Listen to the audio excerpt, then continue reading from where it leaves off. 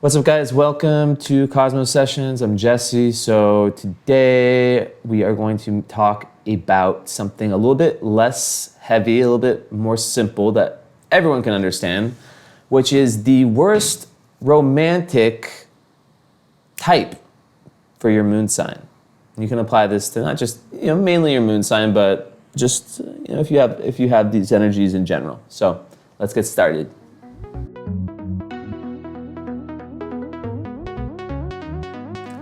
Okay, guys, welcome, and Mika has joined me, the cat who knows how to open all the doors in the house. So we're starting with Scorpio. I thought I froze. We're starting with Scorpio moon. So Scorpio moon's very intense emotionally. They, have lots of ups and downs. It can be tough. So I think the worst romantic situation would be somebody. I'm not going to ever name a sign, but somebody who doesn't validate your emotions, right, Mika? She's a Scorpio moon, literally. Mika's a Scorpio rising and moon, so she would know just as much as anyone. And it's just they need someone who can be that solid rock for them and just understand them and even just hear them out. So I think for any moon or water moon, just that idea, that energy of like it's all in your head. Kind of just, I guess like invalidating someone's emotions and saying they're too emotional or that, what they're feeling, there's something wrong with what they're feeling. That kind of thing, I think, is the worst. And also, someone for Scorpio moon, which, the person has to be willing to take that journey, that occasional journey into the underworld, right?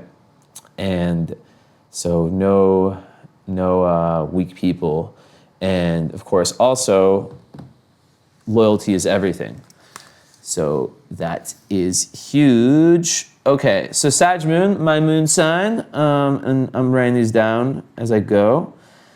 So Sag moon, we have the importance of freedom. Every Sag moon needs freedom. So when the worst type for us would be someone, also because Jupiter rules our moon, we need to believe that everything in life is possible. Even if it might seem crazy to you. Sag moon people, and I have a lot of friends that are Sag moons, and I'm a Sag moon, as I said, the worst thing for us is, one, when we don't get freedom, and two, when someone is also very negative. And Sag moon is a very positive sign. We like to look for we like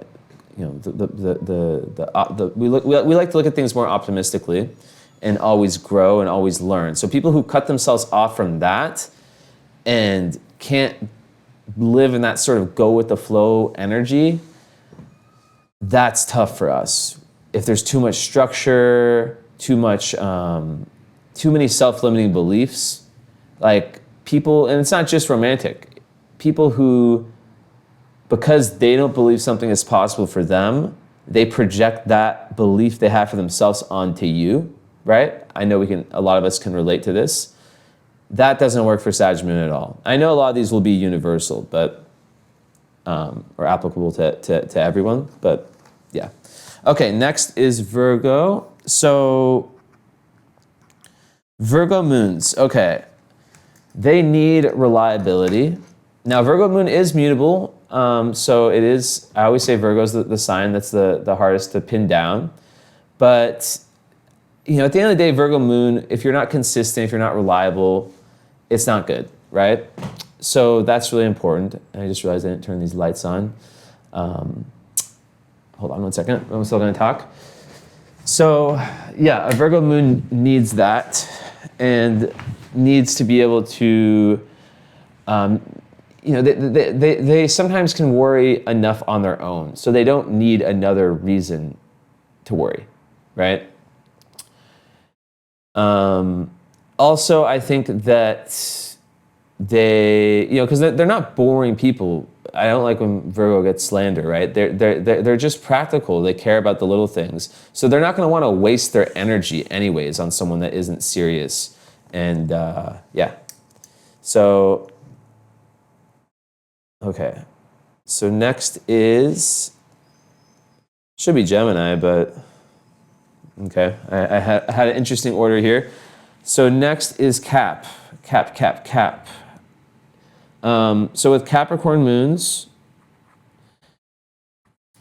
this one is a interesting one. I would say that it's similar in the sense that they do need that security, that whole idea of the foundation needs to be secure to the relationship, but also they care, a lot of times Cap moons care a lot about, and I can think of so many examples in my life, they care about what their partner or potential partner is doing, like for the world, their job, and are they respected? Are they giving back? So that can be important because they want to be with someone that has that they really respect. And I'm not saying, yes, it's true. Sometimes Capricorn moons care too much about what people think about them, but it's not only that. Like they do, like the idea of a power couple or just being with someone that they can take back to their family and who can make, can have a nice, because this is the opposite sign of Cancer, right? They can have a nice relationship with in that sense is important. What do you think, Esme? Esme, come join me. You just watching me? Well, it's good to have you back, Esme. You'll work your way into the videos. Let's try to have a little Esme in there. Let's maybe like this. Okay. So, also a big thing about Capricorn moon is that they have these, I always say that they're here, it's a very karmic lunar placement to get these emotions, these karmic emotions, these patterns unstuck. So they definitely, there's a lot of different types of people that they work well with, but I think someone that challenges them on the emotional level would be good. And they obviously need someone that they can be vulnerable around. It's not that easy usually for Capricorn moons to feel like they can be vulnerable. They can be quite guarded in that, especially if they've been hurt early on. So I think that someone that they can really grow with spiritually and emotionally is very important. Okay, next is Libra. So, yeah, this order is crazy, but it's good to switch it up sometimes than just doing the same order. I feel like Pisces always gets it's like the last one. So for like a lot of videos or written posts like this, by the time you get to Pisces, you're like, ugh, and you just like say like only a few words about it. And Aries, you're just like blah blah blah blah blah blah blah. But anyways. So we're not doing it like that today. So yeah, I would say Libra moon obviously has the highest potential for codependency. And I might have to actually move. I'm sorry, this is not professional at all, but my battery, which I don't know how I'm gonna do this. Hold on, let me see how much time I have on my computer. Sorry guys, sorry. This is gonna be tough. Well, yeah, so anyways, Libra moons, they need, it's very relationship oriented and they need to feel, I'm gonna try to make this move while I'm still recording because my charger's over here. And I have three ports on here on my computer and one of them stopped working and I need one for the mic and one for the webcam. So let's hope that this works. So far not. Give me a second, guys. I'm really sorry. Okay, now we're good. And I have to like angle it up. Okay, now we're good. I think. Yeah. Okay, so Libra moon, guys. So with the Libra moon, you have to watch out for codependency. I think they do well with people where it's peaceful. They need that relationship to be balanced, to have that equality, but also like they can't just be with someone who is also, I mean, they can easily, it happens a lot, but you don't want to be stuck in the couple bubble, guys. Like I get it. It feels good, but it's not. I've made a video about this in the past. It's not good to only be friends with one person that's your your partner, because then you don't get any other worldviews in your life. You're just stuck with that one worldview, and we see how that ends. And this is not herpes, guys, for the record. I've had it tested 3 times, and that's so horrible. It's back today when I'm going to be on camera a lot. But anyways, yeah, so let's see. What else did I have for this one? Yeah, they just have to watch out for people who, like the narcissistic types, who might take advantage of that, that sweet disposition that they have. I've seen a lot of Libra moons dating people that are, narcissists, like legitimate narcissists, and the worst is like the shadow of Libra moon is like not being able to make choices and not being willing to leave situations, having bad boundaries. So you need to be with someone who's not gonna kind of push that on you. So that's why the idea of an equal partnership. Also, it's an air moon, so the worst type, I guess, would be someone who does all those things. But I guess that'd be the worst type for everyone. So Aries moon, 1120. Aries moon, let's think. So they're very fiery. They can't be with they can't be with anyone that's a pushover, right? Like they need like a very mentally strong person. So anyone who's just like very, this especially like, I know a good amount of women with Aries moons. Like they can't be with mentally weak men. Like they need men who are more. I want to say more masculine, but what I mean by that is, I don't mean like the macho man at the gym type energy, because sometimes that person is the most insecure guy. A guy who's mentally strong, right? Because Aries moon is, and it's something I respect. If they're mad, they're gonna tell you, right? They're gonna throw it at you. There's no passive aggressiveness in this. So anyone easily hurt, it's not for the faint heart. I've been there. So like as together with an Aries moon. So if you're faint-hearted and hurt easily, it's like kind of, you have to be a little bit gangster to be with an Aries moon. It depends. I also know some Aries moons that are very chill, but once again, it's a whole chart that matters. Okay, Pisces, let's do it. Pisces moon, not last for once. So I would say that Pisces moons, their worst type, they need space. Pisces moons are energy sponges. They take in all the energy around them. So if they're with someone that is just impounding on their space and kind of shoving their energy down their throat, just not allowing them to breathe and to feel, they'll take on all that person's negative energy. And they can also really easily confuse that energy for their own. And that also goes for how they are with their early parents, but that's another video, or their early childhood or early psychological development. So, they really need to, the worst type of person for Pisces moon is just someone who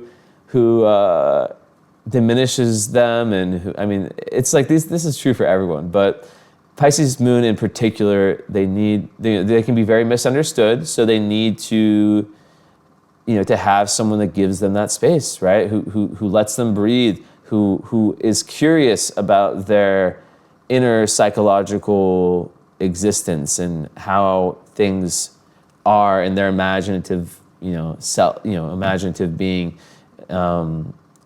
So that's what they need.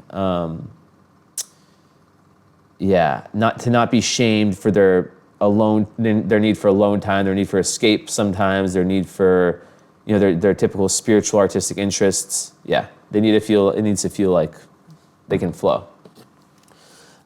Next is, let's see. I'm still writing down all these times. Gemini moon. Okay, so Gemini moon is another air moon. So, it thrives on curiosity. It thrives on change. Gemini moon definitely needs to be with someone who is not boring. So the worst type of person for a Gemini moon would be someone who is boring and who doesn't kind of, all Gemini moons are very active mentally. So if they're not with someone who has this childlike curiosity, at least open to it. I'm never saying in any of these that you have to be with this type of person. I think any two people can match, to be honest, right? But I think a Gemini moon, they will not work well if the person just wants to stay home all day and the person just wants, just rejects everything that they, all the ideas that they have, right? Let's do this, let's do that. No. Yeah, so boring people, closed-minded people who are not willing to explore or even just conversate, like they like to learn a lot, right? So some people are just shut off to learning. That's just the reality of it. So, and I would say Gemini moon is very spontaneous. So it's very childlike in that sense, which is good because they experience a lot in life. They're here to experience a lot in life. But if they don't get that, no bueno. Okay, we're getting close to the end here. We have Aquarius moon, 16. Okay. I think Aquarius moon is definitely, so they are similar to Sag moon. If you have watched this whole video, they need that freedom, right? So they won't do well with someone who is clingy. Aquarius placements in general are anti-clingy placements. So they also do not care about societal conventions, right? How cool someone is. In fact, a lot of times Aquarius moons, or just placements in general, like I was talking about kind of how Capricorn moons, sometimes that can matter, like the societal standing, not Aquarius at all. But the worst type of person for them, I think, would be someone who's very by the book, right? And lives to the status quo and isn't able to investigate and kind of think outside the box and live outside the box, because that's how the Aquarius moon is meant to be. They're not here to just be like everyone else. And usually they have a pretty quirky sense of humor. It's kind of a big blanket statement with moon signs, but my experience with Aquarius moons, they're usually pretty funny, or at least they like it's. I just think of all the Aquarius moons I know, and can't think of that many who couldn't at least like handle dark humor or like take a joke, right? Maybe I'm wrong. I'm sure there's some that exist, but that's my experience. So someone who's just so straightforward, so predictable. I think just being an air moon also, they need that communication, that intellectual stimulation. So kind of like Gemini with that one. But also what I would add with Aquarius moon, and this is why you got to watch the whole video, because I would add this with like Gemini moon too. Libra moon, not as much. I feel like Libra moon can really work well with a lot of different people. Overly emotional people. I don't know how well Aquarius moon works with not overly, as in I'm not judging people who are very emotional. Just a better way of saying it is very emotional people. Okay, Leo. So Leo moon people are, they need to be able to, they're here to express their inner child, right? So that just comes so naturally to most Leo moons, is to just like let loose, have fun, just be themselves, right? And create, make people laugh. They're very, I know a lot of Leo moons. My mom's Leo moon, and it creates this internal youthfulness. A lot of times, obviously, if the moon is badly aspected, it's not going to. But yeah, so someone who's just not like that, someone who cuts off that. And also Leo moon, very sensitive. I've learned that in my life. Not from my mom, from other ladies I've known. So, and they can also be quite competitive sometimes too. So I think that, I've seen a lot of Leo moons date non-fire moon people well, I've seen a lot of Aries. I've seen more Aries with Sag moons, Aries moons with Sag moons, which is literally my last relationship. It was Sag moon, she was Aries moon. But yeah, Leo moons, I've seen them all over the map. And I think that, you know, like kind of like Aquarius, you know, Leo moon on some level is here to stand out and learn about, it's like that access, learning about authentic self-expression. So they can't have a partner who is very brainwashed, living life on autopilot. And also as a fire moon, they're about action. So, you know, they need to be able to go and, but it is fixed fire. So it is kind of, you know, I've seen, even though it's a fixed sign, I've seen Leo moons be like really like a huge variety of who they date. So, yeah, but just like I would say a creative and playful partnership. If the person's not playful, then it's going to be hard. All right, next is Taurus. So, and then we have Cancer and we're done. So, yeah, so Taurus, right? So I love Taurus and Cancer at the end, the two easiest moon placements, or yeah. So let's see here.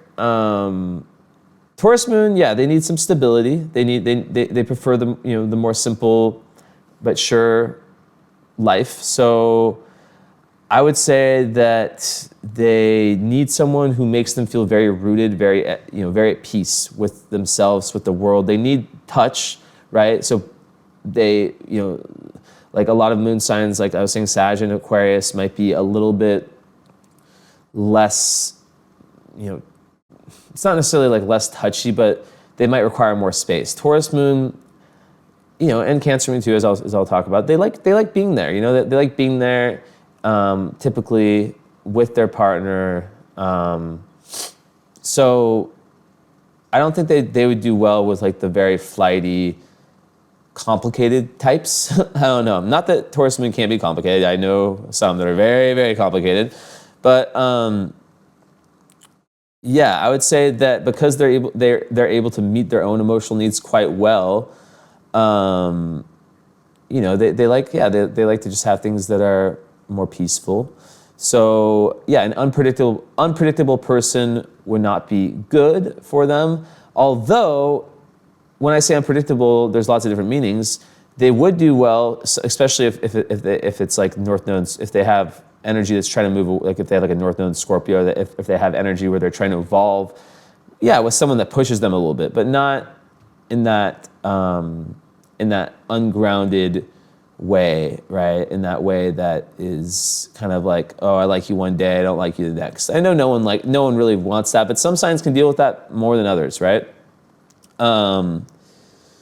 So let's see what else I have on here. Yeah. So they don't want. I wrote they don't want someone who's going to shake things up too much.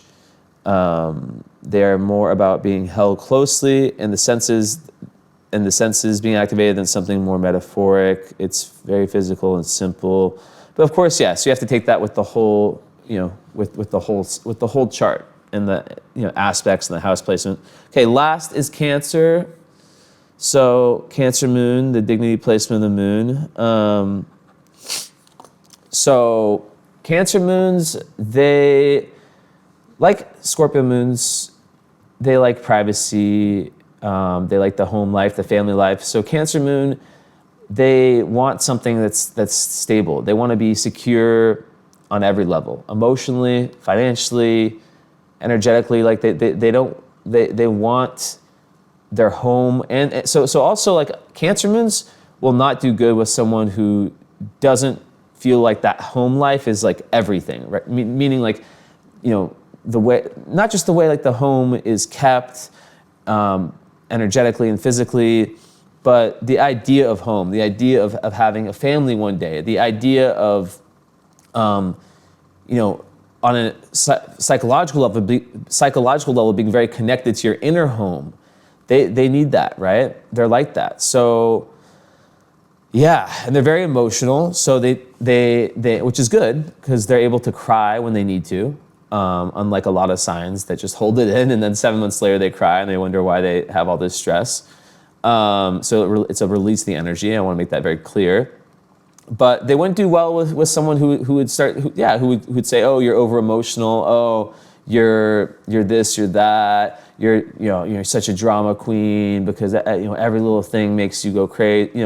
Like sets you off. Like, yeah, Cancer moon's very emotional, right? But if you get it right, or like if you're not, if the partner is considerate and the Cancer, it's not a low vibe Cancer moon where it's like extremely, extremely needy, right? Where they can handle things on their own. No judgment there. I'm just saying, they can do really well with people who are there to support them through their ups and downs. But yeah, and then people who feel like family, people who feel very, very safe. I would say, you have to watch out as a Cancer moon for that propensity to, and this goes for Pisces, for a lot of moon signs, Pisces too, and that propensity to want to save, play the role of the savior. So that's pretty much everything, guys. Thank you for watching. So please give me a subscribe if you haven't already. New video, at least one per week. Been dropping more than one. I've been dropping a random vlog where I just talk. That's what I've always done on my Instagram, which is Jesse Innocent Astro. And if you guys want to book a reading, I have my wait list I'm really trying to keep it low. So it's around at probably 10 right now. So the wait time is not long. So you can do that by going to my website. I have everything on sale. Me and my friend Haley, she's at My Moon Girl Readings on Instagram. We're doing we've done it before. We just reintroduced it. It's a combined reading. So get on that if you haven't already, or if you're interested, and I'll talk to you guys later. All right. Ciao.